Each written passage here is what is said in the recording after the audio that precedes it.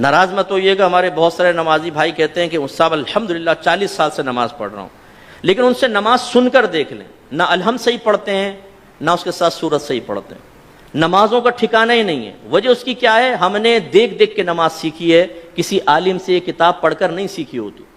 ہم مسجد میں آتے ہیں، ایک یوں تکبیر لگا، کہتے ہیں یہ بھی کوئی طریقہ ہوگا، ایک یہ بھی کوئی طریقہ ہوگا، ایک آئی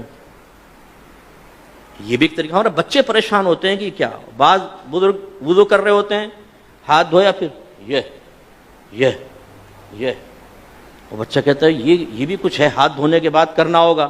اب اسے پتہ نہیں یہ سنت ہے یہ خلاف سنت۔ ہمارے نوجوان بعض اوقات نماز پڑھ رہے ہوتے ہیں، پف نکلی ہوئی ٹوپی غائب۔ اب ٹوپی سے نماز پڑھنا مستحب ہے، اس کا انکار نہیں ہے، اور ہم ادب بھی اس کو کہتے ہیں، لیکن بغیر ٹوپی کے نماز پڑھنا نہ گناہ ہے نہ کوئی مکروہ تحریمی، زیادہ سے زیادہ آپ کہہ سکتے ہیں مکروہ تنزیہی، جو گناہ نہیں ہے نظر شرع میں لیکن اچھا بھی نہیں ہے۔ یوں اب ہمارے کئی لوگوں کو دیکھا وہ نماز پڑھ رہا ہے، ٹوپی لی اس کے سر پہ، اور پھر جمائیں گے اس کو تھوڑا سا نا تاکہ اچھی طرح وہ اپنی جگہ بنا لے، لیکن اس کے بال بھی ایسے آوارہ گرد اور ایسے دشمن ہوتے ہیں، بولتے خبردار جو ٹوپی ٹکی سر پہ، وہ رکوع میں جاتا ہے ٹوپی پہلے سجدے میں۔ یہاں تک میں نے دیکھا ہے نوجوان سجدے میں گیا تو اس کو سجدے میں اس کے وہ جیسے نٹ کس رہے ہیں اس کے سر کے اوپر۔ ارے بھائی اس کو ٹوپی پہننا کوئی لازم نہیں تھا، آپ کا یہ اس کو اس طرح تنگ نہ کرنا واجب تھا، آپ نے کیا، آپ گناہگار ہوئے۔ سرکار نے تو نمازی کے آگے سے ایک قدم بڑھنا منع فرمایا ہے، آپ پوری تباہ زمائی کر رہے ہیں اس کے سر کے اوپر ٹوپی لگانے کے سلسلے میں۔ ایسی بیٹا آنکھیں بند کر کے نماز نہیں پڑھتے ہیں، آنکھیں کھول کر پڑھتے ہیں۔ حالانکہ فقہ نے واضح لکھا ہے کہ اگر آنکھیں بند کر کے خشوع و خضوع زیادہ ہوتا ہے تو مستحب ہے کہ آنکھیں بند کر کے نماز پڑھیں، اور اگر آنکھیں کھول کر نماز پڑھنے سے خشوع و خضوع آتا ہے، دنیاوی خیالات سے نجات پاتے تو آنکھیں کھول کر پڑھنا مستحب ہے۔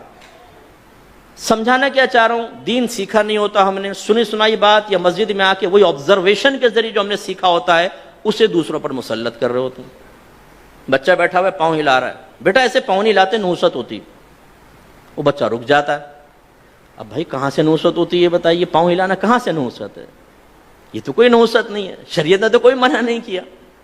لیکن وہی بچہ اگر فجر کی نماز چھوڑ رہا ہو تو اس کو اتنی سختی سے نہیں سمجھائیں گے نا، بچہ تھکا رہا ہے، رات میں سو گیا، کوئی بات، پوری رات محافل نعت میں شرکت کر کے سنی ٹناٹن قطعی جنتی نعت خانوں کی زبان پر فجر کی نماز چھوڑ رہا ہوتا ہے نا، نہ جماعت سے نماز پڑھے گا نہ فرض پڑھے گا۔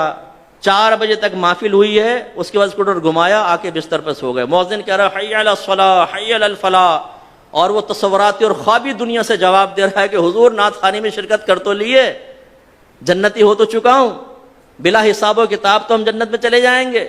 خود نعت خان نے شعر سنایا ہے، ہم رسول اللہ کے جنت رسول اللہ کی، یہ حی علی الصلاح حی علی الفلاح دوسرے لوگوں کے لیے ہے، جو نعت خوانی میں شرکت نہیں کرتے ان کے لیے ہو سکتا ہے، ہم تو جنتی ہیں۔ یہ ہم لوگوں کی حالت ہے۔ تو خلاصہ کلام یہ ہے کہ دین آپ سیکھیے۔ میں نے الحمدللہ بالغان کا بہت مدرسہ پڑھایا، نمازیں سنیں کوئی ٹھکانہ نہیں، سبحان رب الاعلی، التحیات، حالانکہ سے لفظ ہے التحیات، التحیات نہیں ہے۔ اسی طرح صحیح لفظ ہے رب اجعلنی، اور اکثر کیا پڑھیں گے ربی جعلنی، ربی جعلنی، غلط ہے۔ یہ اصل میں اجعل صیغہ امر کا، ربی کو با کو جیم سے ملائیں گے حمزہ وصلی گر جائے گا، رب اجعلنی، رب اجعلنی، لیکن ربی جعلنی۔ تو یہ کیوں ہوتا ہے؟ آپ میں سے بہت سن ہو سکتا ہے کتاب دیکھ کر بھی سیکھا ہو، لیکن آج سے 35 سال پہلے 40 سال پہلے، اب وہ بیچ میں جو غلطی آئی وہ پختہ ہوتی چلی گئی، بتائیے نہیں۔ اس لیے ناراض مت ہوئیے گا، آپ میرے بزرگ ہیں، میرے بڑے ہیں، جو بزرگ بیٹھے ہوئے جو ہم عمر ہیں اور جو چھوٹے ہیں وہ بچے ہیں، لیکن ایک دفعہ اپنی نماز کسی قاری صاحب کو سنا دیں۔ پہلی بات تو یہ کہ جس کو ڈر ہوگا نا، خوف کہ میں پھنسوں گا، وہ سنائے گا ہی نہیں، وہ کہے گا مفتی صاحب نے ٹھیک کہا لیکن اللہ کی رحمت بہت بڑی، اللہ معاف کرنے والا ہے۔ بھائی اللہ تعالیٰ رحمان ہے، رحیم ہے، لیکن وہ قہار و جبار بھی تو ہے۔ اس کی قہاریت اور جباریت کو فراموش کر کے صرف رحمانیت پہ نگاہ کرنا یہ نبیوں کا طریقہ نہیں ہے۔ وہ وصف نبوت حاصل کرنے کے باوجود، صحابہ کرام وصف صحابیت حاصل کرنے کے باوجود ڈرتے رہے اپنے رب سے، وہ رحمت کا یقین بھی رکھتے تھے اور اللہ کے عذاب سے بھی خوفزدہ رہتے تھے۔ یہ ایک مومن کی شان ہے۔ تو سیکھیے،